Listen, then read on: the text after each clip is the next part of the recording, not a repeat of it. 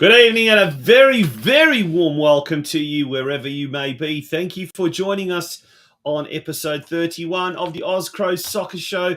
My name's Tornchy Prusats, and joining me, as he does each week, but for the last time this year, Josip Zilic. Josip, good evening. How are you?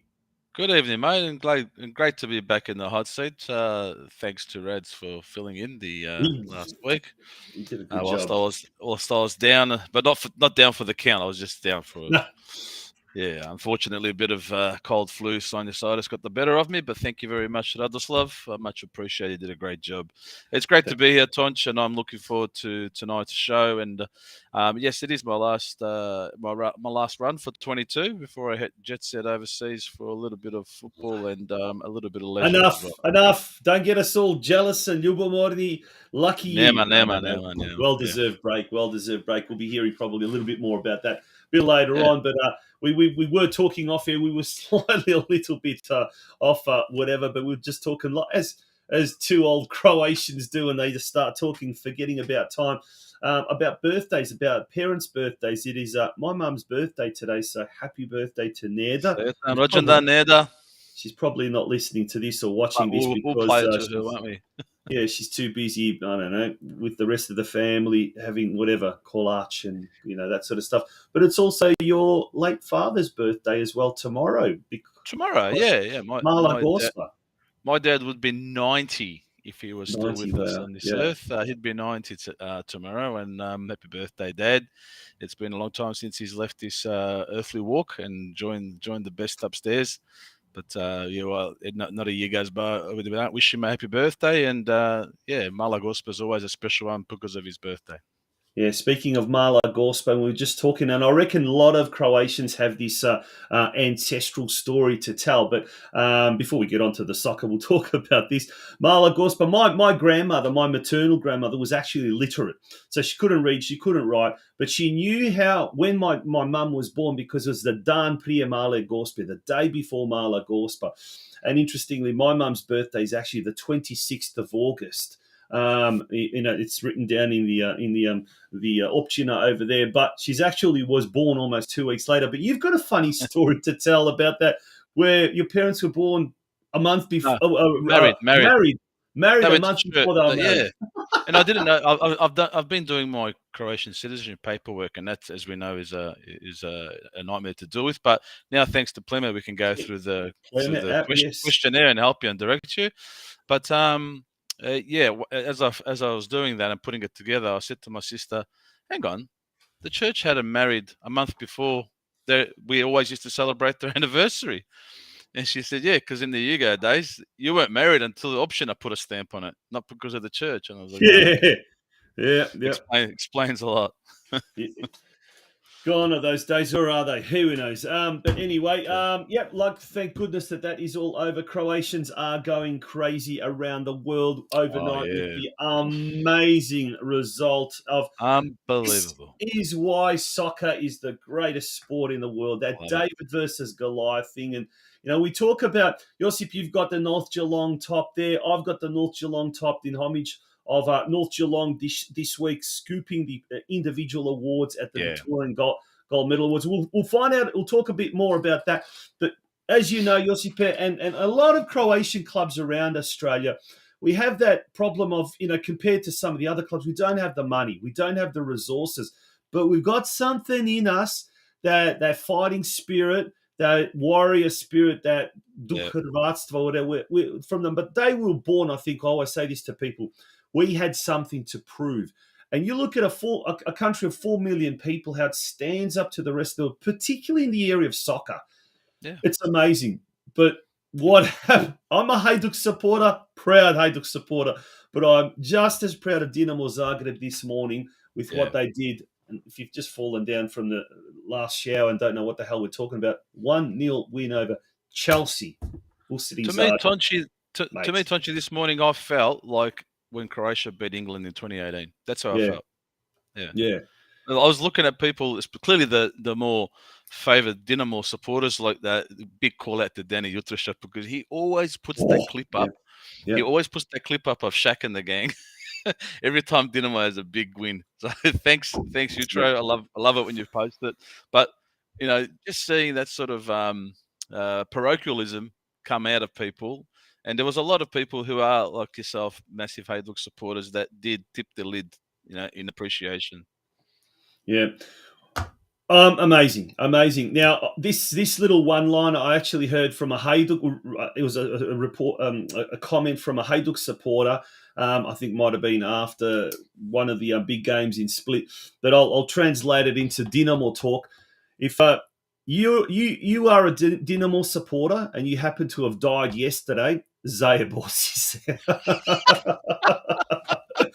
You would not have wanted to have died yesterday if you were a Dinamo Zagreb supporter. That's spot on. Yeah, it's really good. Excuse the language. We are after 8:30 p.m. anyway. But, mate, let's get on to tonight's show. What have we got lined up? Oh, we've got a blockbuster on. We've got a blockbuster on tonight. As we always do, we do an extensive wrap-up of the Oz scene, and it is a little bit condensed this week because we have had some competitions wrap up their business end. So there's a little less to speak about there. We'll do the Croatian wrap-up, mate, as you always extensively cover off for us nicely. And then we'll have some special guests as well. We've got Ivica BOLONJA from Glenorchy Knights, the vice president. And Tonchi, this actually excites me. It does. The reason it does for me particularly is because it's given us the entire wrap of the country. We will have touched every state through conversation of our community on the ground, the Croatian community, the football scene, by wrapping up tonight's show with a discussion with Ivica and about Glenorchy, Croatia. So I'm really looking forward to having that as part of our task list, checklist, whatever you want to call it, Tonja. I feel like we've completed a really good wrap up around the country. And then we'll finish off with a conversation with MIRO VLASTELICA, the head coach of Sydney United, about their exciting semi-final coming up on Sunday, mate. And again, it's that church, go to lunch at King Tom, go to the ground at 2:00. Yeah. And you know what? And again, I'm going to call it out. The pitch is going to be the differentiator again. It will be. Yeah. Yep. Turning back time, that's going to be awesome. If you are not in Sydney, are not able to attend, obviously watch it live on 10 Play, but we'll go more about that. We've also got some exclusive footage, and we'll be speaking to some of the North Geelong boys who scooped up the awards: Goalkeeper of the Year, Goal Scorer of the Year, Coach of the Year. The only thing they didn't win was the Best and Fairest in NPL2 Victoria, and North Geelong's Caleb Mikulic they got third there. Runners up. Yeah, third actually. It was great to also catch up with the presidents and committee members of Melbourneites. Pavel Yusuf was there. Dinamo St. Albans, Ilya Dragicevic and his rowdy table. They were good value. Wouldn't expect any less. Absolutely, and Rob Jakovljevic and the Kladica brothers and a few of the other guys from Dandenong City, Hajduk as well. Really, really good night to catch up with every one of them. That's going to all come a bit later on. Josip, you mentioned Croatian citizenship. We did have last week Nik Kraljevic from Pleme. Here's a couple of words from our sponsor, Pleme, and also with regards to helping you to obtain Croatian citizenship a little bit easier. Don't go away, folks. On the other side of the break, it's the comprehensive Australian Croatian roundup here on the Oz Cro Soccer Show. Don't go away, folks.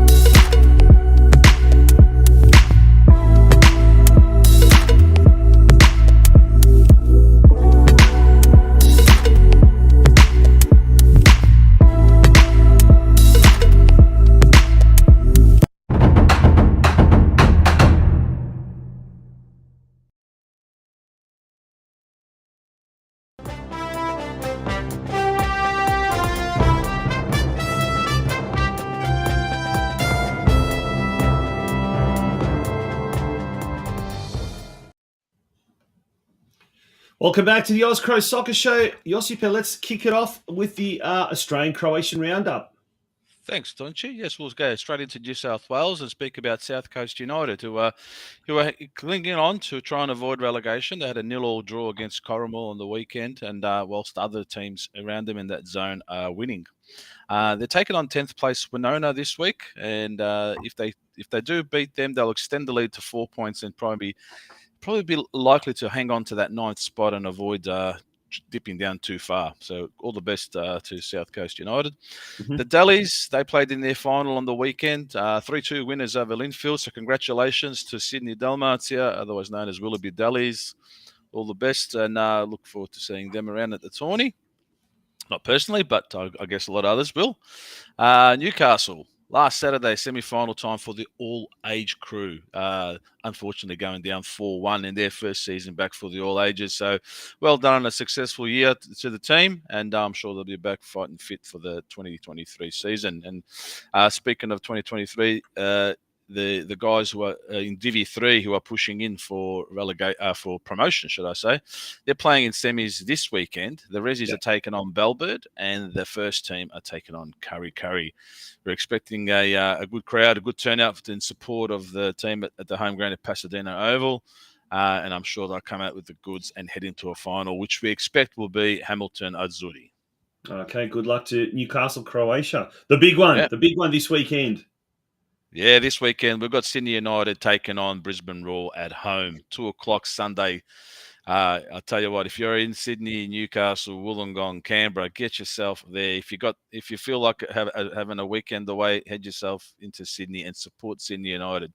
We'll catch up with MIRO VLASTELICA a little later on just to cover off what to expect and just talk a little bit about the euphoria from the last game. Make sure we're all settled down and got our concentration in gear. Unfortunately, Joe Chaletta couldn't join us. He's coaching the youth team tonight, who have a catch-up game. But I'm really excited for Sydney United and being in that traditional time slot. It'll be interesting to see, Tonchi, if they win this and MacArthur win. You've got a conflict of interest here for young Sam Kruslovic, Shima. If you're watching Shima, 2:00. Sorry, not 2:00. So you're if the game takes off the right way for MacArthur and for Sydney United, you're going to have to wear one of the tops, mate. You can't wear them both. Yeah. It could be like a compatriot of ours down in Geelong, Joe Madunic. Big shout out to Joe when he was at the World Cup in Croatia, in Germany. He had this specially designed half Socceroo, half Croatia kits, and it was like two tops in one, basically. And he had another mate that was traveling also of Croatian extraction. I think it was Dennis Tomasovic. And so basically they bought two tops that fit each other. They got it specially cut, and one had one top, one had the other. It was like a matching top. It was good on him. So I wonder if Sam's going to do the same sort of thing as that. Maybe. Half MacArthur, half Sydney United top. I don't know. No. But anyway, that's 2 p.m. this Sunday. Yeah, so we'll look forward to that chat with Mirt a little later. ACT, O'Connor Knights, the women, they finished runners-up in their semi-final, going down bravely 2-1 against Lanyon. So well done, ladies, on a fine showing for the season. You've shown good character all year, and you've maintained that pressure at the top end of the ladder. Well done. The men had a much-needed win over Canberra, Croatia in the derby. A 1-0 win keeps them in the hunt for a finals berth. They face Belconnen this Saturday, and a win there could be seeing them back into full spot. So and O'Connor Knights Juniors Championships as well. They're sitting on top of the club championship ladder by a country mile. They're doing an amazing job over there at O'Connor Knights. I was in a little bit of a fanboy situation today with Alex Trenicic and sending him my love and respect for what they're doing over there. So well done, Alex, and the crew. Really well done. Yeah. A little call out to Noah Steinacre from O'Connor Knights. Has been selected by Central Coast Mariners for some trials. So good stuff. Well done. Yeah. Canberra, Croatia, as we've mentioned, the men lost to O'Connor, but they are the premiers, and the premiers will face West Canberra this week. They've also had a couple picked up in Central Coast Mariners trials, Mate Busek and Cassidy Tando. So good to see there's recognition of their efforts there. Clearly, they've had outstanding years. The women's team, they have become officially the premiers of the MPLW in Canberra with a comprehensive 6-0 win against West Canberra on last night. And then this weekend, they'll see their last game out against Gungahlin ahead of the final series. So well done to the Canberra Croatia women on your premiership. Well deserved. Always been a very, very strong outfit and always the benchmark in women's football in terms of the Croatian community for sure. Well done. Congratulations. Well done. Over to WA, Guelph, Croatia. Their women are still in action, and they're taking on Perth AFC after last week's heavy 8-0 loss. So hopefully they can finish the year off with some solid form. Western Knights, they're in semi-final action tonight against Mandurah. They went down unexpectedly 2-1 to Subiaco on the weekend, according to my little insight tip in today's discussion. They just seem to have lost their focus a little bit, and I think maybe they've realised, a couple of weeks back that the top spot was gone, and they knew the finals action would occur regardless if they finished second or third. So this is their little wake-up call, I'd say. After 3 losses in the recent weeks, time for them to get their focus back on and finish strongly and proudly, like you can. So good luck tonight, guys, and hopefully that sees you through to the final the following on the weekend, actually. So the 2 semi-finals are on tonight. Also, good news for Western Knights. They've had a lighting upgrade to their juniors play. So, as we know, it's tough going to try and get anything out of a government purse when it comes to the world game. If you're not kicking an egg-shaped ball or throwing around a concrete block with a cricket bat, you're not getting any money. So, good to see they're getting some focus out there. So good luck. Well done, Western Knights. Tonchi, maybe time for a little break. Yeah, let's have a little bit of a break, and we'll be back with part 2 of the Oz Cro Soccer Roundup. Don't go away, folks. We'll be right back.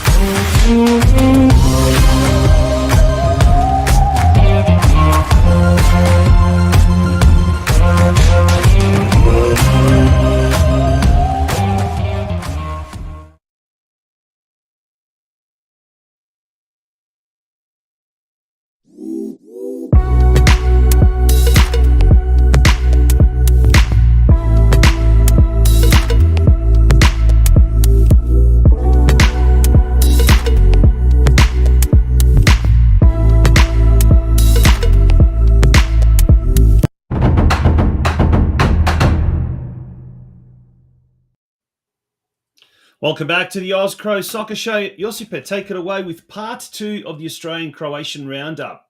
Okay, over to Queensland, mate. Brisbane Knights, their women have ended their season in semi-final action from last weekend, going down in a real tight affair with Capalaba, who was the top team, in a 1-0 loss. But look, the girls, as you can see by that photo, that's post-match, very proud and very happy of themselves, and so they should be. They've spent the first part of the year sort of teetering around that mid-table mark, and then the second half of the year they really went for the jugular and almost sort of clinched top spot at one stage. So, well done, women, and I'm sure you'll be back fighting fit for 2023 and even a good showing at the tourney.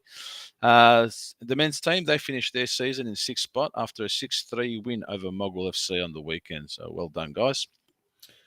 Over to Gold Coast Knights in NPL, a huge result for the Knights. They had a barren run of wins. They were getting some losses and some draws there against some lower lying teams. They were experiencing a lot of injuries and absences from the team for a period of time there, but they managed to put together about 75 out of 90 really solid minutes. And if not for the first 10 minutes where Power got off to a real strong start, then after that it was all Gold Coast Knights. They took the game out 3-1 and turned the lights out on Power, mate. So well done to Gold Coast Knights. Congratulations for reaching the grand final, who take on Olympic this Saturday night, Perry Park, 7:30 kickoff. Anyone interested in around the region looking for a way to get there, there's lunch at the club with bus transfers. If you contact the club on the social media pages, you'll be able to find the right package for yourself. So that will take care of your drinks and food and all that sort of stuff. So look, it'll be an exciting affair. I'm sure the Brisbane Knights will come out and support as well. I'll be definitely heading up the highway to take in the action and look forward to it. It'll be a good affair. Perry Park's a really good little stadium to get. You get a good vantage point in many spots there. Yeah. So and it's quite close to the action. You're not far from it, so it's good. The South Coast team, the QPL4, they ended their regular season in third and head off into the finals this weekend on Friday night. Semis versus Tweed. Ooh, so lots of football action happening in Queensland.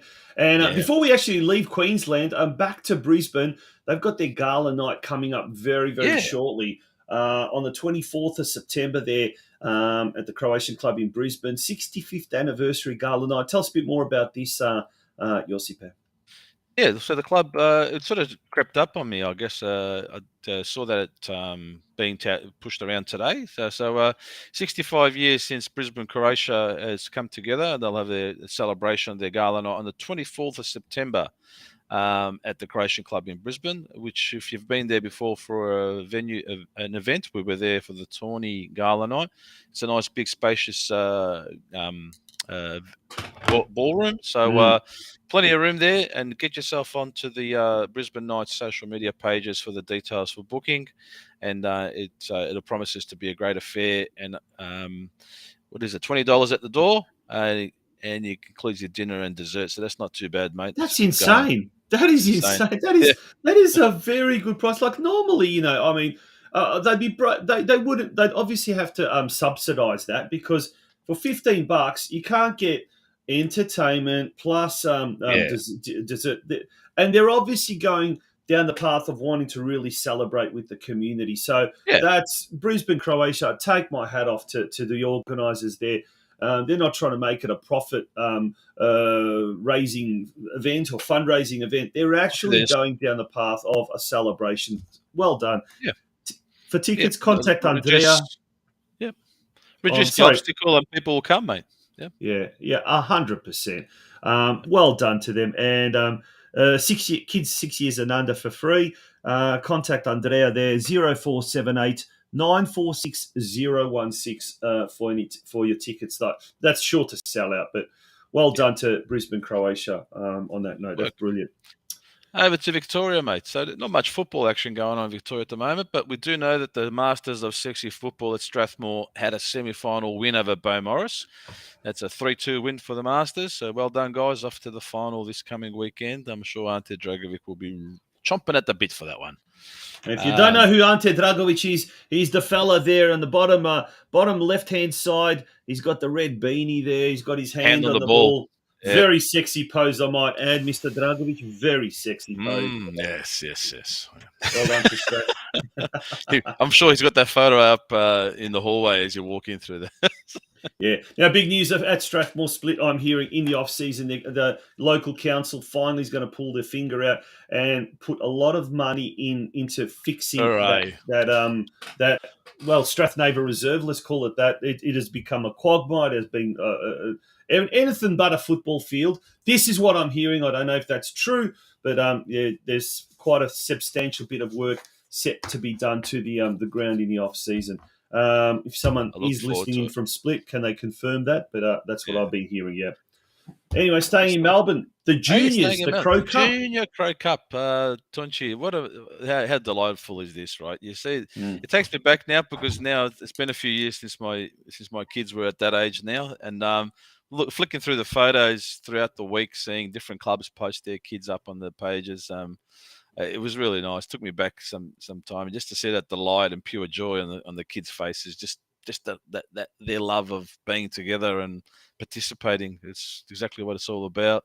We've got a good mix of photos there from Knights and North Geelong and Dandy City. Well done to Melbourne Knights on hosting. I'm sure it was it looked like a pretty nice day for the majority of it. And look, hopefully it left a really good mark on the kids' memories, so that they'll continue to return to the club and continue to love the sport as well. Absolutely. Beautiful day, sunny day, perfect conditions.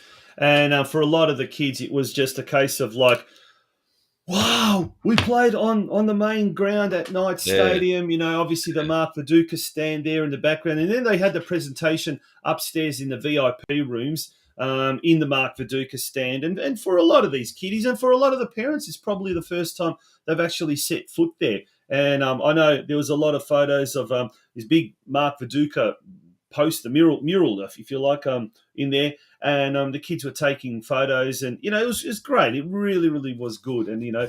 kids that were born, that are 10, 12 years or whatever of age, would never have seen Mark Viduka in the flesh, but they know who he was, and they know Yeah. how big the aura of the man is, around that club. And obviously with the powers of YouTube, they've no doubt watched Of him and course. seen who Yeah. he is, Yeah. But Jeez. it was a excellently well organised cup there. And I'm not too sure if it was a Melbourneites committee seniors or was just the juniors committee, whoever it was that did it. I'm told did an absolutely fantastic job. Well done. We've got some news, mate. Yeah, well, there's some few teams missing, unfortunately, but that's because the season is still going, and it was really more for the mini roos and the kind of like the community juniors. But nonetheless, really good to see. Yeah, well done to everyone involved. Hey, exactly. And then we've got a response to your question, Tonchi. $850,000 to resurface the 2 pitches at Strathmore Split. That is there you go. Fantastic. That's done, Strathmore. Bad. And that is not bad at all. Let's just hope that they don't pull the rug from under you like they did last time. So let's just keep going forward. Let's look at progress here. Yeah, absolutely fantastic. Let's move on with the news. You see, so much to get through. Yeah, Tonchi, come on, share your proud dad moment. Let's go for it. Share the proud dad. Come on, proud dad moment. All right. As some of you do know, I do coach the under-12 Wallabies, and look, they're a very young side. They're a very small side, and last week they were 2 points ahead of their nearest rivals, the Makedonci from Geelong. And this week coming is the last round, and we meant to play Geelong at their ground, which we still will. But the thought was, well, if Geelong wins, we win. We're 2 points ahead. It's going to come down to the season decider. Well, Geelong stumbled last week and managed only a draw, and then our boys came up against Caroline Springs George Cross. And we talk about Strathnaver Reserve's very, very bad facility, very well surface, if you like. Pitch 2 and pitch 3 at Alco Park are not much better. Let me tell you this. No, mate. And Caroline Springs George Cross, the Maltesian, they're used to playing on pristine synthetic pitches in Caroline Springs. It's a beautiful club, great people there, proud sponsors of our sister podcast, Football Out West show. But they came to Alco Park, and our kids, I think, used those muddy holes and potholes to our advantage and came trumps 2-0 winners. And afterwards, they were celebrating there with the parents and everyone like that. But it was the best Father's Day present that these kids could possibly give their dads. And little Tommy, who's there right in the middle, next to the modern-day Mark Viduka, Luka Jaraušek, and he's a striker. No one could get the ball off him. They combined for 1 goal, and then one of the other lads, Aldo Sikata, who's a half Lastovčan. Smallest player on the field, but he's got a massive, massive heart, and he scored. There's Aldo right next to me on my right-hand side. Yeah. The boys are champions, and look, it's not just that. The North Geelong under-13s, coached by Tony Grgurevic and Stevie Knežević, they also are champions. The under-13 Wallabies, they are going into the final round on the same amount of points as Geelong Rangers, who are first, but they just have got a slightly inferior goal difference of -3. But they've got a chance to improve on that last home game.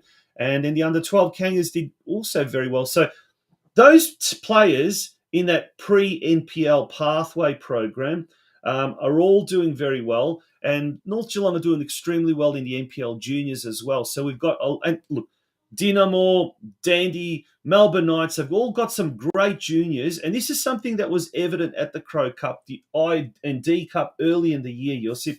Yeah. We've got some great young talent. We just need to nurture it. We need to take it to the next level. Keep encouraging it.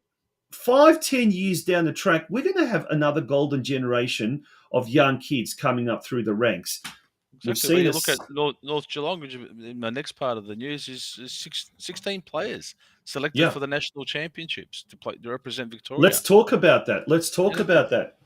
So from the between the under 15s and under 16 squad, there's 16 players selected there, right? And I don't know any club that's been able to achieve 16 players. And we all love seeing this happen, but when you see a big number like this, you just got to stop and really applaud the moment, because there's going to be times where there's going to be a little bit barren. So you really got to appreciate these moments and see what you can do to encourage these young men to continue their development and stay in love with the game and the community. They are fabulously led by Joey Didelica. And he has been selected as one of the Victorian coaches. And he does a tremendous amount of work for the boys. And he's even now in teaching with the Western Heights football program. And he's got Paul Bay there in support and Colin Patton as well. So it's a fantastic crew. Congratulations to all the boys involved. And we wish them all the best when they head off to Coffs Harbour next week. And look, let's just make sure that people are aware that is the country squad. So the Victorian country squad. There's a Victoria Metro squad and the Victorian country squad. So I'm not too sure. There may well be Dinamo, Dandenong City, maybe Strathmore, maybe Melbourne Knights players as well in the Metro squad, the Victorian Metro squad as well. But we've seen players that have come up through the ranks of those national championships do very, very well, eventually get selected for various Australian teams. So the level of talent there is incredible, is amazing. And when you look, you talk about Joey Didelica, who's going to head up a soccer program, soccer-specific program at one of the schools in Geelong, Western Heights College. Next week, here we're going to announce it now. Next week, we're also going to have a special co-host, none other than Mr. Josip Lončarić, who heads a similar program, which has now been, 10, 12 years in the making at Keilor Downs College. So next week, we'll have a chat to Josip. We'll talk about young players, nurturing young players, and his own experiences of that. He's still involved with Calder United. And actually, there's one young lass at Calder United who's stepping up to Western United in the what they call A-League W of Croatian extraction as well. I can't remember her name, the young lass. But and she's sort of come up through the ranks of that development as well. So it'll be really interesting to chat to him. But, mate, there's some very, very exciting young talent in this country. And we've seen, just this year, we've seen, half a dozen Australian Croatians head to Croatia and sign for various clubs. So, you know what? I tell you, 5-10 years, we're going to have a very, very exciting time. Hey, look, before we wrap up the news around the country, Tonchi, I believe you got some footage of the Football Victoria Awards night where North Geelong featured very strongly. We and look, it was a fantastic event. I must admit. There's a couple of the boys there. The three award winners. Josip, did you want to go through those three award winners? I find that video. Look, a little proud moment for myself because I had the pleasure of coaching Hamish Flavel, he's been voted goalkeeper of the year for MPL 2 for North Geelong, who's on the left there with the black tie. In the middle was his coach, Stuart Beggs, who I brought to the club. So I've taken a little of a proud moment myself here. Fanboy number one. Number one fanboy. And then to the right there is Caleb Mikulic. He joined the club from Melbourne Knights in the pre-season and took out the Sharpshooter Award, the Golden Boot. So congratulations to all three, well deserved. And skipper Ryan Opperman ended up third on the best and fairest overall too. So really strong showing by the club there in the awards night. I had the privilege of being there at the awards night. Thanks to our colleague Craig Filer from Football Out West, and I must say Football Victoria, who did issue out invitation to us. It enabled me to, like I said, catch up with a few of the other people from some of the other clubs, but also I was there able to capture some exclusive footage and catch up with the lads afterwards. sit back and enjoy. It only goes for about 3.5 minutes, but yeah, it's well worth sharing. Warriors at sea, a huge congratulations to Caleb Mikulich.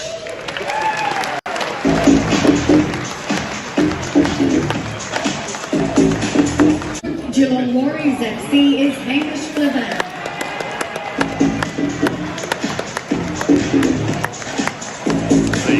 It's from the North Geelong Warriors football club, Stuart Bennett.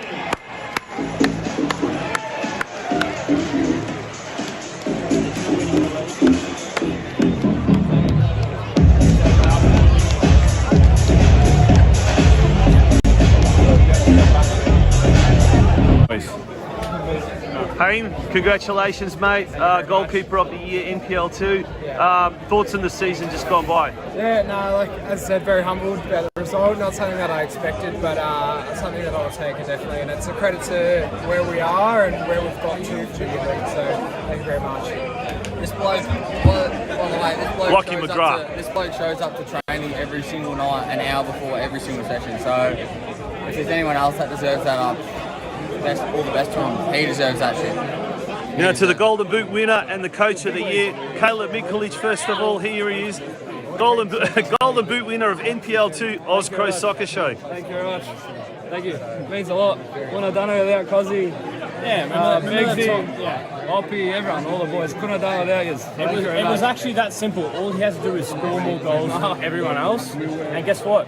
He did it. It was that easy. It was that Not easy. It was. Now, Caleb, did you find? How'd you find the change from NPL to NPL2? Was the standard quite difficult, or more difficult than you expected? It is a bit different. NPL1's obviously a massive league and a lot of good players, a lot of good teams. But in saying that, there's still quality in NPL2. And a lot of people wrote us off, especially, and also Northern City, everyone wrote us both off. And just to come out and get promotion and achieve what the club wanted, it just means a lot to everyone involved. So. Awesome. And also to the fans, it means a lot. With all your support as well, backing us to the end, it means a lot to us. So it's up to you as well. Stuart Beggs, the NPL2 Coach of the Year. For some, it might be a surprise, but for those that know him and the hard work he's put in, this is a fantastic effort. Beggsy, what an achievement for the local boys. Yeah, massive achievement to come away with 3 awards with Caleb and Hamish also coming away. Really, really good. So at the end of the day, this award, as though it's got my name on it, it goes to all the coaching staff and all the playing group, and at the end of the day, I can't do anything without those individuals and that group. So hats off to them. And personally for you, a great recognition of all the hard work and all the apprenticeships you've done over the years, coaching juniors, coaching various senior teams, but this is like a culmination of your coaching career so far.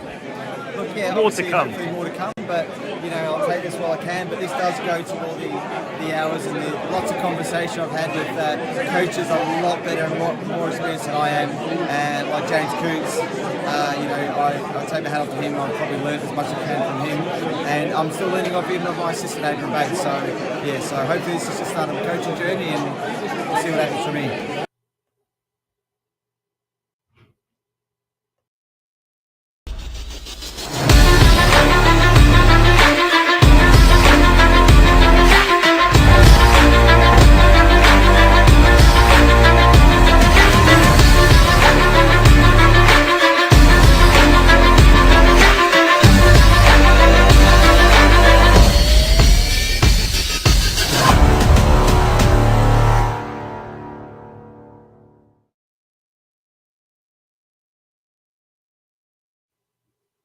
Lucky I wasn't picking my nose when it sort of cut to me there halfway through there.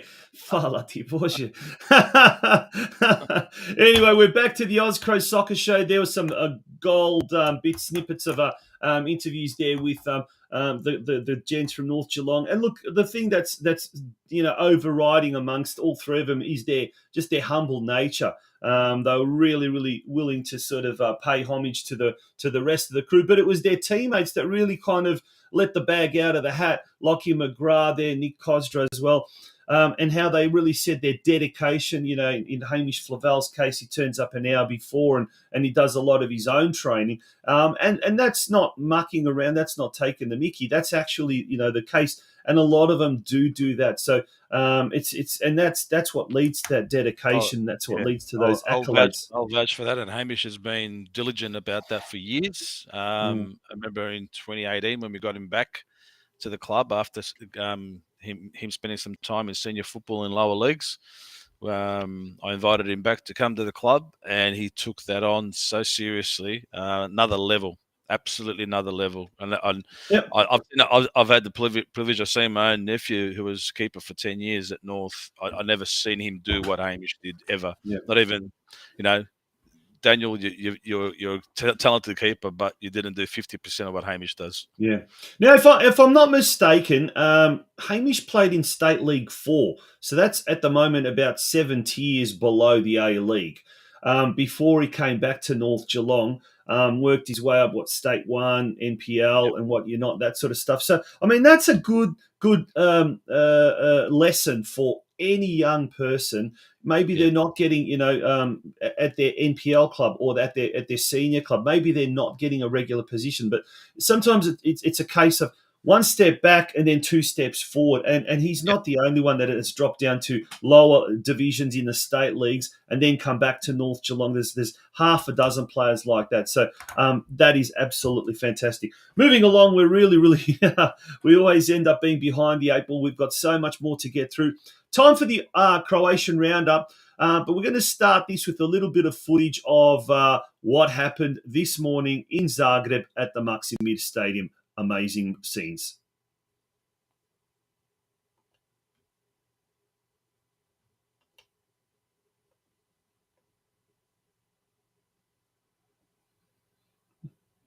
I'm not sure if we can get it.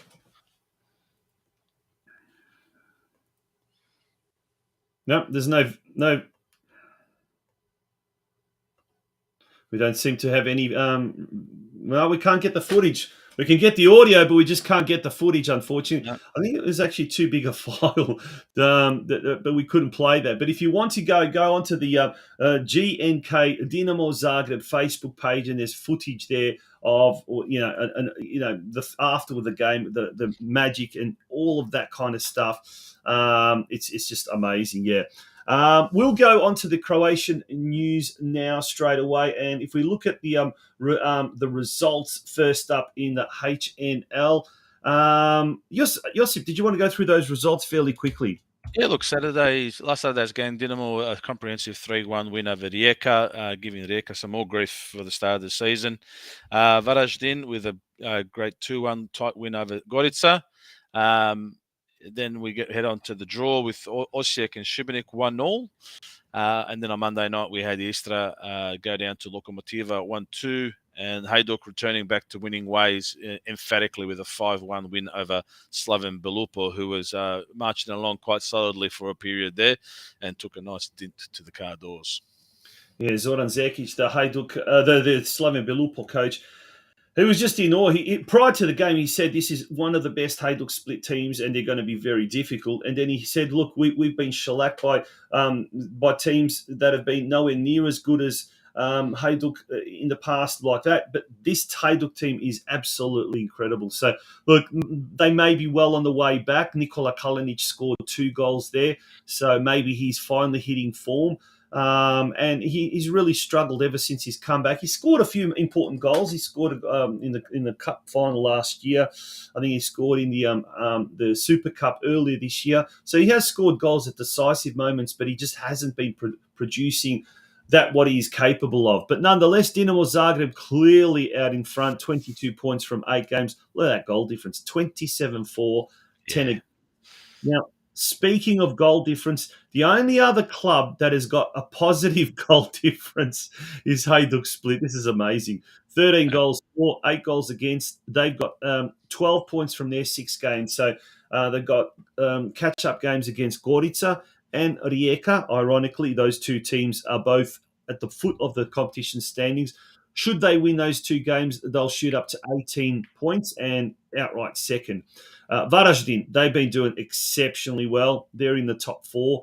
on 12 points. Lokomotiva and Osijek follow them with 9 points. Then Šibenik and Istra on 8, and then Gorica and Rijeka 5 apiece. If we have a look at the fixtures this weekend, big Dalmatian derby, Šibenik versus it's Split. the Macron Cup with Šibenik and Split. The Macron Cup, yes, that's a good way of describing that. 4 o'clock our time, Saturday morning. Then Rijeka take on Osijek, two teams who in the past few years have been doing extraordinarily well. They have been struggling a little bit this year. Rijeka with a new coach, Osijek with a new coach. One's an Italian, one's an Austrian. So that'll be interesting to see how that goes. That's in Rijeka, 2:30 a.m. Sunday morning. Then Gorica taking on Dinamo Zagreb. That's at 5:05. Also, wee hours of Sunday morning. Then on Monday, Slaven Belupo take on Istra. Must-win game for Slaven Belupo. And Lokomotiva then taking on Varaždin in Zagreb to finish up the competition there. If we move our attention now to the second division, Rudeš suffered their first loss of the season. A few rounds back, but they managed to get back into a winning form on the weekend.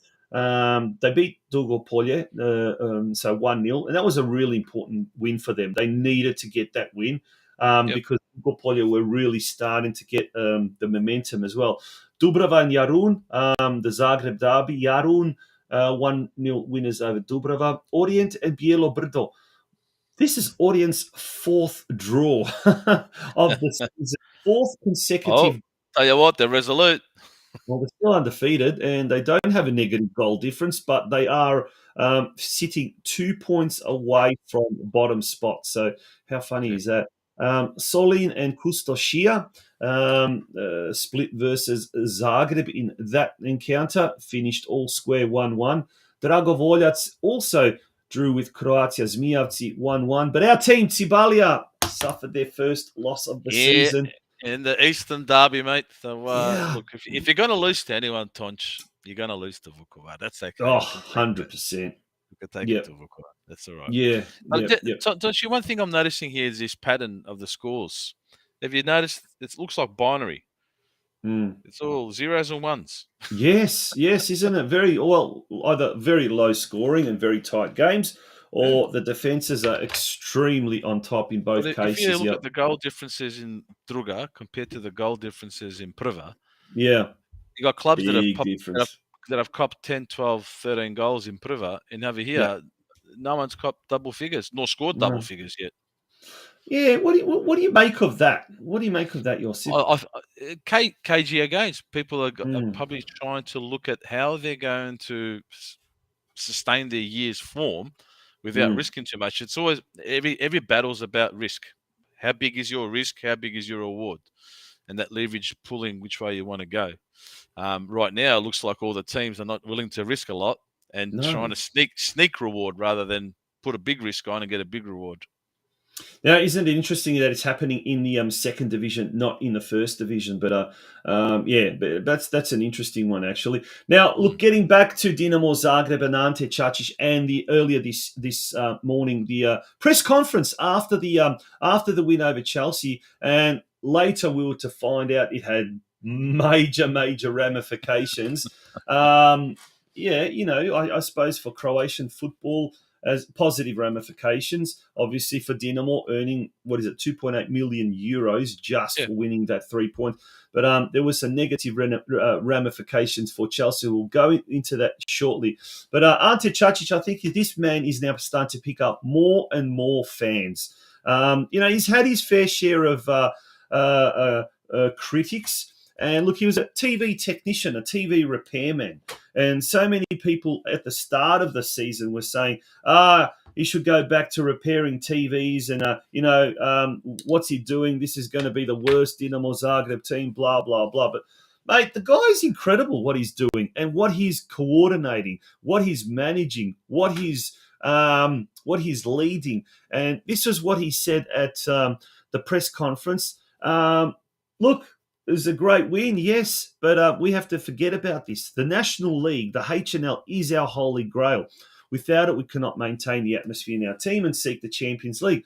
We have got a serious rival in Hajduk Split. We must forget this match, the game against Chelsea, within the next 2 hours, and from tomorrow, start preparing for Gorica. Now, we've got some footage of or not footage. We've got an image of Čačić at the press conference.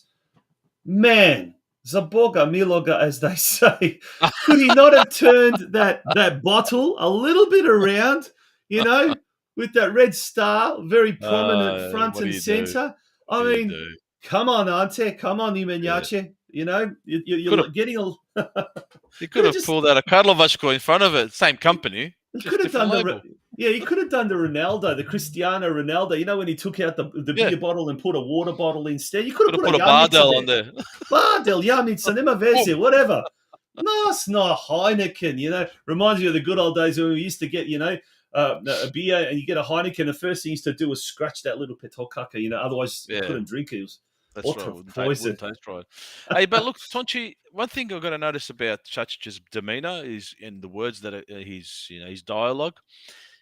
You can't help but think that since the Mamić connection has dissipated from Dinamo Zagreb, the behaviour of people has changed, and the communication out of someone like Čačić, who was more like a muppet in 2018, 2014. Yep.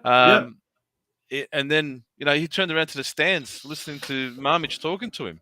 Yeah. Rather than watch the game. Yeah. So, you can just imagine what sort of pressure he was under with a different hierarchy. Well, is this any indication of what is actually happening? As you say, the Mamić influence, is it starting to slowly evaporate?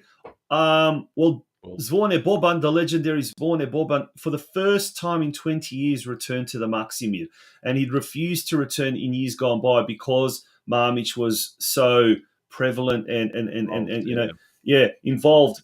He turned. Also, the mayor announcing funding.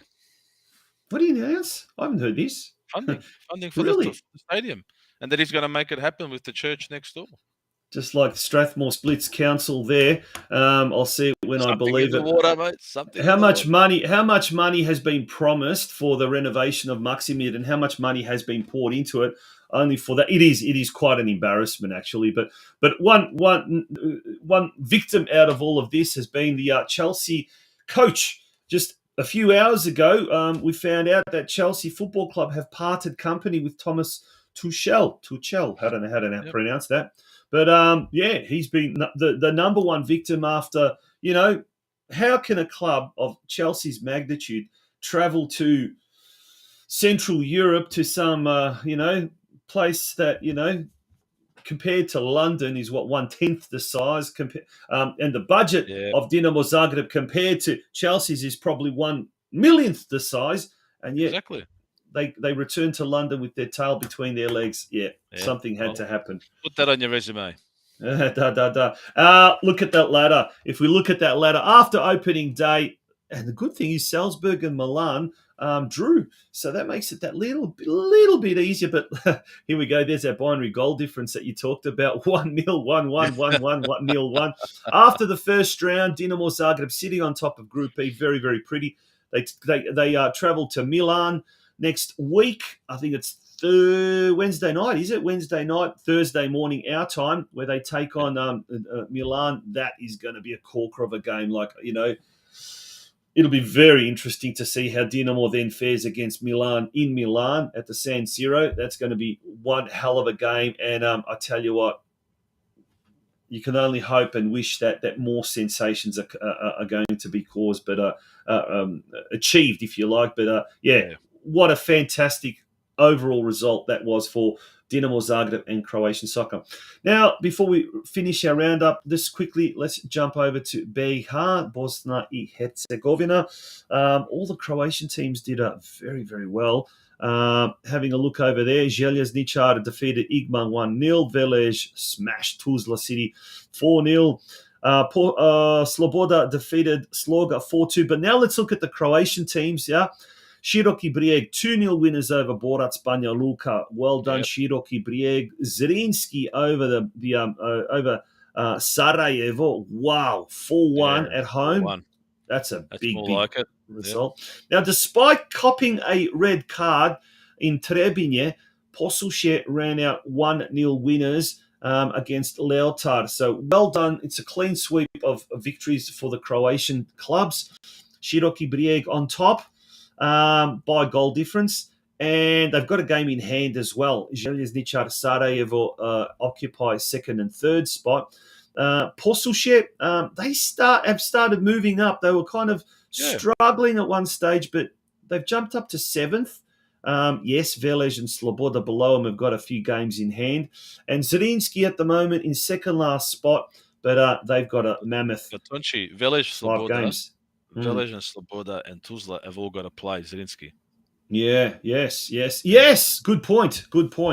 Yep, very good point there. So that's just clearing the path. Yeah, and speaking of Sloboda, they host Zrinski tomorrow.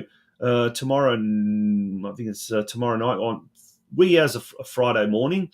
Then the round 10 fixtures there, we see Borac taking on Velez, Sloboda taking on Željezničar, Sloga at home to Tuzla, Igban at home to Leotar, and then the Croatian clubs, Posuše and Zrinski, the big Croatian derby. That's going to be a big one. That's going to be a huge one, in fact. And then Sarajevo and Široki Brijeg, another massive one. That's going to be in Sarajevo. So can Široki Brijeg maintain their lofty position at the top of the BiH Liga? Yeah. We hope so. Fantastic. We're going to take a very, very short break. We're hoping to get Ivica Bologna on. It doesn't seem to be there, but if he's not, we'll jump onto MIRO VLASTELICA, the Sydney United coach, who's already in the green room ready to come on. So, folks, don't go away. We'll be back with one of our guests straight after this.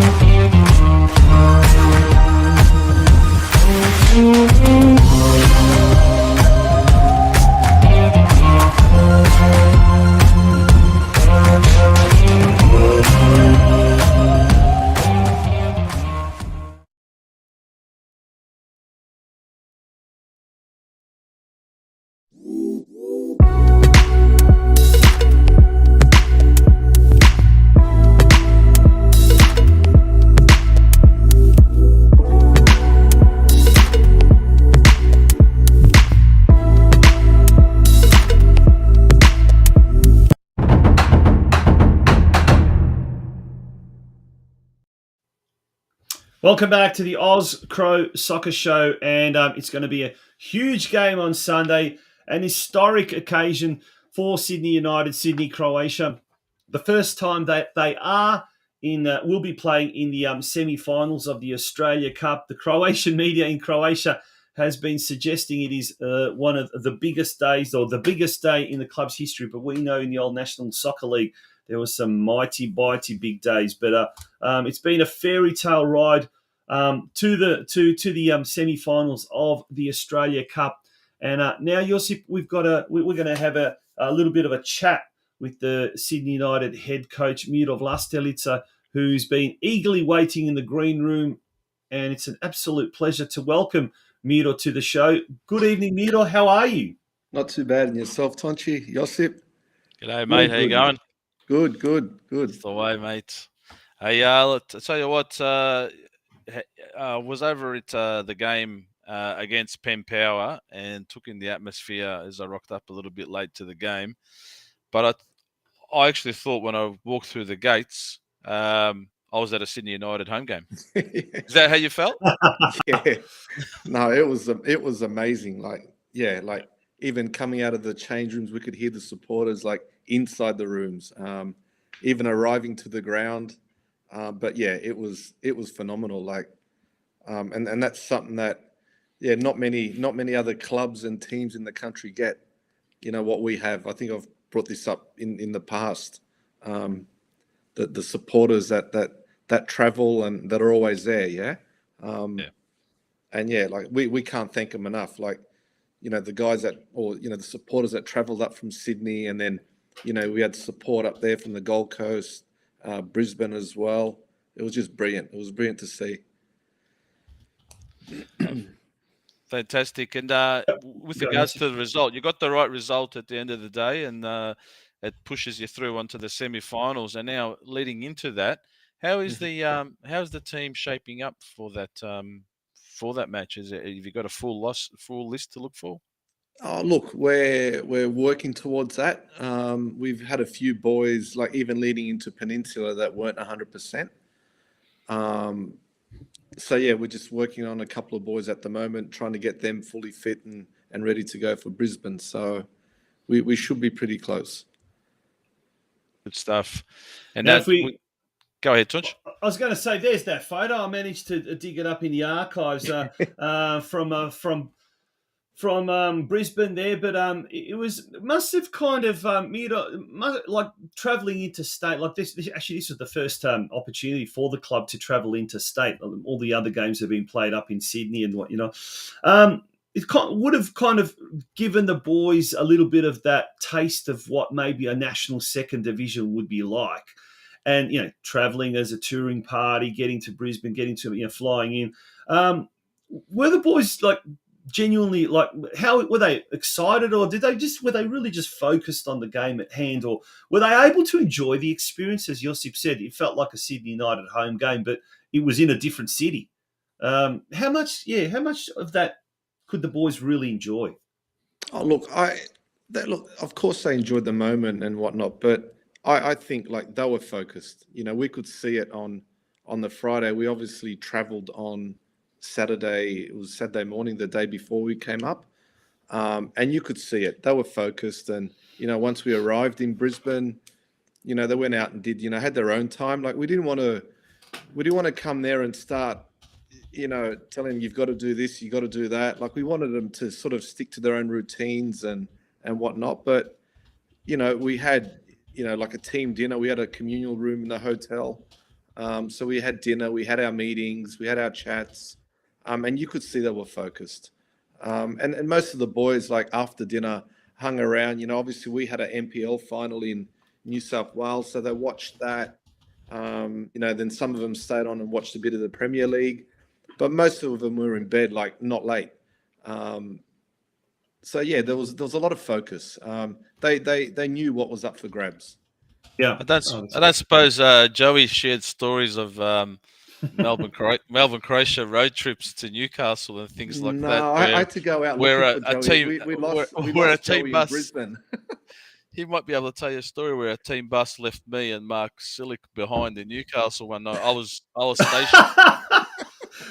Why did that not surprise me? Silla. I was out with Silla, Kerlich, Stabber, and Joe Barchuk. And they all went back, and with Milosevic and all that, they all went back to the rooms, and I'm entertaining the boys in Newcastle. And we get back, no bus. The sun's up. And we look in the distance, we see the bus, and go, Silla, get in the car. And I start chasing the bus in the car. Got the bus to pull over. Oh, mate, that's great. That's great. Yeah. The things we did when we were young. Anyway, let's turn our attention, Miro, to this week's game. Okay. Have you got the boys doing anything differently to what you've been doing up until now as far as preparation for the games? No, not really. Not really. It's just been business as usual. We're not trying to make a big deal of it, but the boys know, again, what's up for grabs. And everyone's just working hard. Everyone's focused, prepared. Like I said, there's a few boys there that we're working on getting them fit for the game. So they're doing obviously extras and working with the medical team behind the scenes. But yeah, not too much has changed. It's that's something that Joe and I, we sat down and chatted about, and we don't want to disrupt what we've been doing. It's like, keep things normal, and even, away from the club and football, it's we've said the same thing to the boys there, like, do what you usually do. Good advice. Have you played any practice games against other sides or anything to keep them match fit or anything like that? we have. We've played like a match in-house, and then we had a game against West Sydney Wanderers behind closed doors as well, on the weekend. And that was just more of a conditioning session. The boys that needed a top-up, played 90 minutes, and then a few of the others were just rotated through the game. And like I said, just keeping their conditioning up and giving them a good top-up. That's what it was about. So good. It was good. Without naming names or results or anything like that, and uncovering some of your tactics for the game on Sunday, was there anyone or anything in particular about this hit out with Western Sydney that impressed you, that surprised you, maybe even? No, not really. Not really. It's like I said, we just went there, and this is what we said to the boys before the game. The focus is on conditioning. We don't care about scores or, and go out there. It's you're not there to prove a point. Be smart. And that's what they did. We got through the game unscathed, no injuries. And it was good from both ends. Like, we appreciated, playing the game, and same with Marko Rudan. Like, he appreciated us coming up to help them out as well. So it was good. Tonchi, Miro might not want to individualise the name, but I will. I'll mention Daniel Nizic. He is a Goliath of a goalkeeper to face. I don't care which striker you are, and which league you play or have played in before. When you see this man running at you, I don't think you want to be in the same box with him. No, he's definitely a force to be dealt with. Like, he's imposing. Like, set pieces. And he's got great technique as well. Yeah. For a big man, he moves really well. He does very well for us. So it's been good to have Daniel in goals and have him in form at the moment as well. And how important is his experience, because he has had that taste of A-League and has played at that level. So how important is his insight into what the rest of the team are going to come up against on Sunday? Oh, look, it's not only Daniel. There's a few boys there with A-League experience and overseas experience. Yep. And like they do help a lot. Like, they sit down. Like, it's not about me, Joe, or one or two players. It's everyone. It's a whole team. Yeah. And that's how we approach it. Like, we sit down with the players and we tell them, like, this is how we're thinking of approaching certain games. What do you guys think as well? So, we put a bit of onus on them as well. And it seems to be working. So, yeah. Josip. No, I was just going to say, with the again, back to that 2:00 traditional kickoff time for your home fans, I guess that means the world to them as well, because it gives them that sense of regularity, just like you've asked your team to be normal and regular in what their preparation is like for a big game like this, treated like any other game. Your fans are going to be able to treat it just like any other game, because they know the time, they know the destination, and I'm sure if last home game's anything to go by, it's going to be a great atmosphere to watch once again. Oh yeah, I think it's going to be massive. It's there's going to be a good turnout. I'm not sure what Brisbane will bring, supporter wise, but from what we're hearing from our end, it's going to be a lot. I think they had on sale yesterday corporate boxes as well. Yeah. From what I've heard now, they're all sold out. So they're expecting a decent turnout. So everyone's looking forward to it. And if the results go the right way, have you put any preemptive pressure on Sam Krislovic about where his heart's going to lie? We just want a home game. Actually, what's going to happen? Let's just say, assume you do win on Sunday and you get through. Will then the home game be at Denzel Park, or will it be at a neutral venue or something like that? Or we don't know. That's something that we don't know. But like, if we do the job on Sunday, and do get whoever it is, whether it's Oakley or MacArthur, like the FA would be crazy not to have it at United. You know, it'll be a full house. It's the weekend of the tourney as well. It'll be right. It'll be huge. It'll be massive. It'll be massive. And like then you say, okay, what do you take it to a smaller stadium? Say not when I say smaller, like a league stadium like Bankwest in Parramatta or Macarthur, where you might get say 10,000, 12,000, whatever the number is, but you wouldn't be able to compare it to having it at King Tom. No chance. Different. Oh, another level altogether. Yeah, just packed in, standing room only. It'll be phenomenal. But look, we've got to worry about Sunday and let's focus on Sunday and make sure we get that win, and we'll get our organisation committees. We'll get Dinko and Ante Markovic. They'll be on to it. Whoa, I'll tell you what. They'll appreciate the extra load, Miro. Don't worry. Yeah. With one last question, Miro. With the ground renovations at the moment happening, and obviously that part of the stadium being off limits, what is the approximate capacity of Denzel Park now? I think it'll be. I remember when Sydney played there a few years ago. Yeah. And I think it was about 9,000. So I think it would be around the 8 because they've added a lot more seating in now on the terraces as well. Yep. So, you obviously lose, quite a bit of standing room there. Yeah. So, I'd say that 8 to 9 mark in there somewhere. Oh, geez, it'd be great to get 9,000 on Sunday. Yeah. It's at 2:00 there at Denzel Park, as Josip said at the top of the show. It's straight after Missa.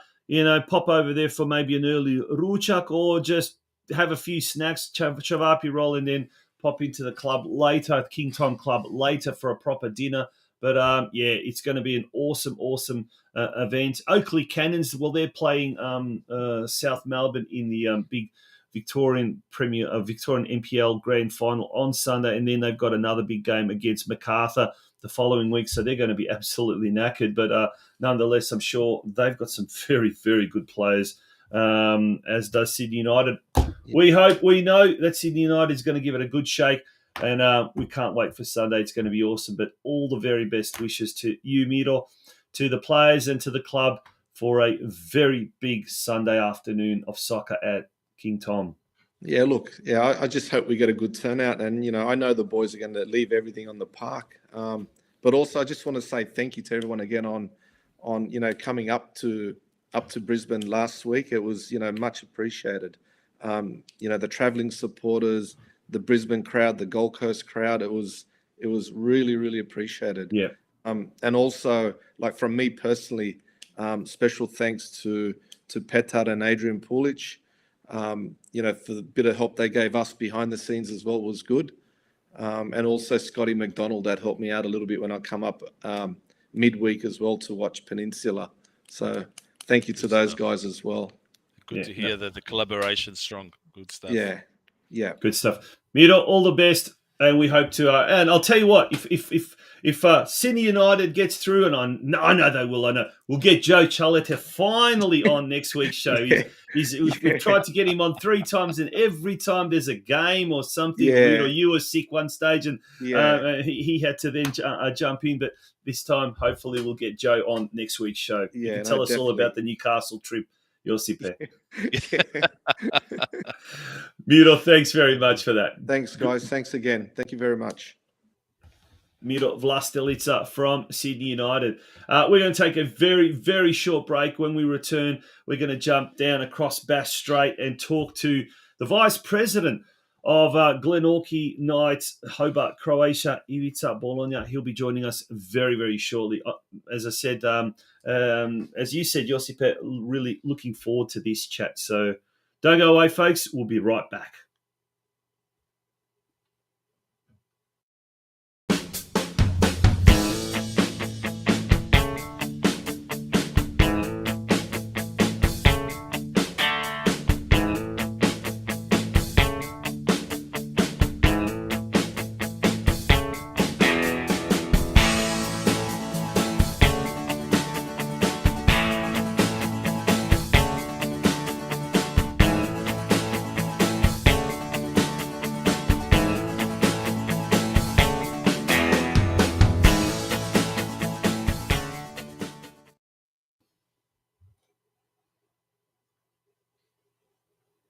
Okay, welcome back to the Oz Cro Soccer Show. And without further ado, we'd like to welcome in our guest to wrap up the show with us, all the way from over the Bass Strait into Hobart itself, the Vice President of Glenorchy, Croatia, IVICA BOLONJA. Welcome to the show, mate. Thank you, Tonchi. And firstly, before we start, I just want to wish all the best to MIRO on the game against Brisbane Roar this weekend, and also to the final. It's fantastic to see two Croatian teams in such big games this week. Awesome. Are we having some technical issues? They seem to be cutting just out. having a bit of audio cut out. Maybe just hold that microphone steady rather than letting it dangle, because sometimes that cuts your audio out. Yeah, just point that towards your mouth instead. Is that better? Much better. Yeah, just hold much it better for us. Yep. Thanks for that, and I'm sure Miro's still listening away there and appreciating your kind words there. Well done. Glenorchy, Croatia, mate. We're delighted to have you on the show for the reason that we've put a lot of focus in on our clubs around the country throughout the year on this show, talking to people on the ground who run their clubs, who are deeply involved. I see your name is deeply involved in the club too, there seems to be this generation in that sort of maybe born mid-70s to mid-80s that are involved in running the club now. If it's take us a little bit through what Glenorchy's been up to in the last few years. I see that they're quite a prominent force these days. We are these days. Yeah, that's right. I suppose that mid-70s, mid-80s sort of generation, all on the committee now, behind us, not ahead of us. So becoming administrators is what we do. Look, I suppose we jumped back on the committee back in 2016, and the club was really at age. We'd been relegated from the NPL. We'd lost our licence and we really saw it as our responsibility to jump back onto the committee and see if we could bring success the club's always had in the past. So we're back into the Southern Championship, which is the second division here in Tasmania 3 years in a row. That got us promotion back into the NPL but we managed to win statewide cup, which was a fantastic achievement. And cup for us, that's named after one of the legends of our club, Bill Luckstick, striker of the 70s. So it was a real honour for our club to win that. And then that was followed up last year with a premiership in the decided within the last 3 minutes of the season, an incredibly exciting finish. Yeah. It really was. I remember watching that game on the MPL TV app or the YouTube service. So yeah, good euphoria, and good to see that the club got their much coveted win. But has that also inspired the teams around them, the successes that are occurring? We try and pay a lot of attention to the women's and juniors side of things, and we're really noticing in the second half of this year that you're both women's side in Southern Championship 1 and Southern Championship, plus a gamut of junior teams are really excelling. They are. Our daughter up there, Sarah. So thought there must have been a relation. Sarah was best on ground last week. We had an 11-0 win, and normally she's a centre back in the weekend when I gave her a run up front. So that was a fantastic achievement. Energy into our women's program. I'm also the coach of that women's program, both on the committee and on the coaching side of it. That's I saw before what you were talking about, North Geelong and the 15 representatives that we've actually got 3 from that team that are representing Tasmania at the Nationals in Coffs. Includes Sarah. That includes another the president of the club's daughter, Millie Bardic. And so best of luck to those 3 girls at the Nationals. That's great. Sorry, And I was just going to say, as far as the juniors concerned, we've got record both our junior programs, so our 6s to 12s, and then also through our youth program, which is just fantastic. I see you've got a picture of the under 10 boys. Yeah. They a cup on the weekend, also the Devonport Cup earlier. So we've got some fantastic young players coming through the junior and the youth programs. Yeah, there's the under 13 boys. They achieved both the A division and B division achieved runners-up statuses as well in that Hobart Cup. So tell us a bit more about this Hobart Cup. It seems to me that everyone did extremely well, and I think there was the girls as well. They did something like that as well. The under 14 girls, I think we've got a photo of them as well. They also won it. Is that right? So yeah, tell us about this Hobart Cup. Yeah, look, it's open to the teams in the state, all junior teams or youth teams in the state, and teams in most year groups. The 14 girls, I mean, they've come we struggled to actually get a team together at the beginning of the year, and then slowly but surely we kept persevering together. They had some really heavy losses to start the year. They kept their heads up. Jason Hay is a fantastic coach, and what we saw in games that they were losing heavily previously in the season, and it culminated in a cup, which is just an amazing achievement. Yeah, really, really good to see. If you look at across your club now, in terms of your numbers participating all the way through juniors and senior age groups, and I assume you might even have some masters involved as well. What kind of numbers are we looking at the club these days? I'm thankful for Marina Burkic, who's on the executive, who's provided here. We've got 350 players all up, so that's pretty good. So 80 women's. Yeah, it is good. I mean, when we took over, we're back into the club back in 2016, we had 2 youth teams and a couple of senior teams, and that was it. It was very low numbers.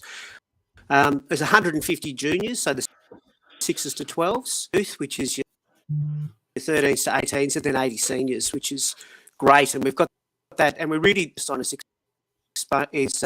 expanding our women's program. We think that a good club has a good male and female programs. I like it, Ivica. I like it. Here's the curly question for you. This is my favourite question. I'll ask a lot of administrators. Does your pathway, or is your pathway set up in a way for players to have realistic aspirations and ability to reach the top tier of your club? We think so. We think to do better, but and we're always reviewing that. We've got a great head coach. That head coach is also the technical director of the club. We've set up an academy program, our night skill program, through our 6s to 12s. That's run 3 night programs throughout the year. We're not looking to make money off our juniors. We're not. So they're heavily subsidised programs. We want our kids to participate. We want we have an academy for our 13s to 16s. Again, a 40 week, and that's got some, I suppose the ethos at the club, players should be coached by our best coaches. Yeah. So that's the way we see it working, and in that, and we've seen a real turnaround as a result. Now, so there seems to be a lot of programs that are there to assist budding young stars. They're from the age of 6 all the way up into their teens. And there's a lot of the technical director seems to be doing a great job with that. But off the field, as far as the administration is concerned, chatting to you off the screen, there seems to be a lot of support for each other in the committee. Now, you told me you've got an interesting kind of a setup where, yes, you've got a president who's kind of like more of a figurehead of the club, but everyone chips in to basically share portfolios or share responsibilities. Tell us a little bit more about how that arrangement that you've got in the boardroom, so to speak. One of of the things we observed was the burnout for presidents were expected to do everything. And because they were expected, became unrealistic to expect that of them. So rather than having what we've set up is an executive team, and that's involves Anita Fudjanic and Marina Burkic, and we share the president would ordinarily do. So I'm here tonight instead of Robbie. Turn up and do something instead of me. So what we're doing is really, even though constitutionally we need vice president, treasurer, and secretary, we're trying to sort of blur those lines as a part of an executive team. Yeah. I suppose from an administrative perspective, some great results. And I heard you speaking before about funding. We were fortunate a number of years ago to secure $1 million so that we could purchase bedding for our club rooms. So that's well in train. We also secured to fix our youth playing service for our youth training field. The council has gone in a little bit more the money on that, and we've got a whole new resurface field that'll be delivered for our youth. It's going to nearly double the surface size, so we're going to have 2 full work on. So, really, I suppose, off the field, kicking some goals, which were really, the way we see it is that it's a bit like when you're coaching soccer process. And what we think is if we can establish those good bones and that good results both on and off the field. Yeah, that's really good. That's absolutely fantastic. One, the figure of $1 million for a lot of clubs around the country is pie in the sky sort of numbers sometimes. But aside from the $1 million, the ability to double your playing space, and we know that space is a premium. Doesn't matter what sport you play, right? Yep. And if you can double this playing space, not only does it give you capacity to bring on more if you wanted to bring on more, but if you feel like your club's reached its capacity as attendance, you have the space and an area to do the training you need to give them the best possible goals that they can achieve. Yeah, well, that's absolutely right, Josip. The training session when you're on a 20 by 30 field, you can only do so much. If you can take a half a field, work through those realistic game simulation type drills. Yeah, great. Fantastic. Hey, you mentioned before we try and wrap this up, Torchi, you mentioned Anita Fudjanic. Is that the daughter-in-law, granddaughter of the legendary daughter of Mirko Fudjanic? Oh, awesome! Great to see the family's still involved. Great. Anita's a workhorse on the committee, the treasurer, and just does a mountain of work. Has a real passion, not only for our club soccer around the country. Awesome. I spent 3 years and so did Tunchi. He spent a few years with me on the Sarves together. So it was we hold him treasurely and dearly in our hearts.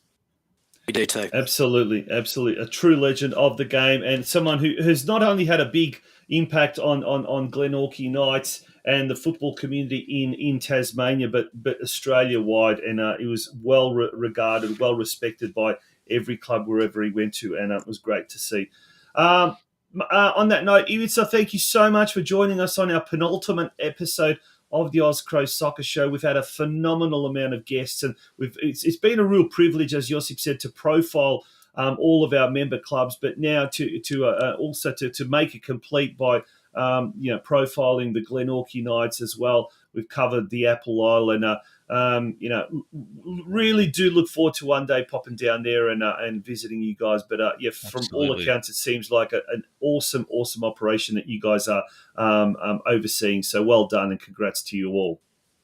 And you're welcome anytime to the Apple Isle. Come and join us. We look forward to it. Definitely look forward to it. Take care, Ivica. That's Ivica Bologna from the Glenorchy Knights. Well, look at that. We've gone past 10 o'clock Australian Eastern Standard Time. We've gone over the 90 minutes. The referee is about to blow the final whistle, but It has been an absolute pleasure, Josip, throughout this year. 31 episodes. Mate, all the best for the little trip overseas. Enjoy. And we look forward to having you back next year, hopefully for season 2 of the Oz Cro Soccer Show. Bigger and better. Yes, I'll be sure to catch up with a few of our classics, including Spider, probably in my second week. I've teed up a catch up with Spider in the second week in Croatia. So let's get a bit more information about how they're travelling to Baška Voda, Urania. Yeah, absolutely. I look forward to that, and maybe you can grab some footage to play next year when first show back. Hopefully, maybe early in the new year. We did start this year. I think it was January 17, if I'm not mistaken. We will probably get the ball rolling around about that time as well. But thank you to all of the organisations, all of the businesses, all of the clubs that have supported us this year. Still got one more show and special guest co-host next week, Josip Lončarić, well known down at St Albans Dinamo, former Melbourne Knights youth player. And he's got some real football royalty in his family, but he himself is of extremely high football pedigree. He'll be joining us, and we'll be talking a lot about junior development and nurturing junior development. But that's next week. Until then, folks, thank you for being a part of tonight's show, and we hope to see you again next Wednesday night at 8:30. Bye-bye. Lucky night.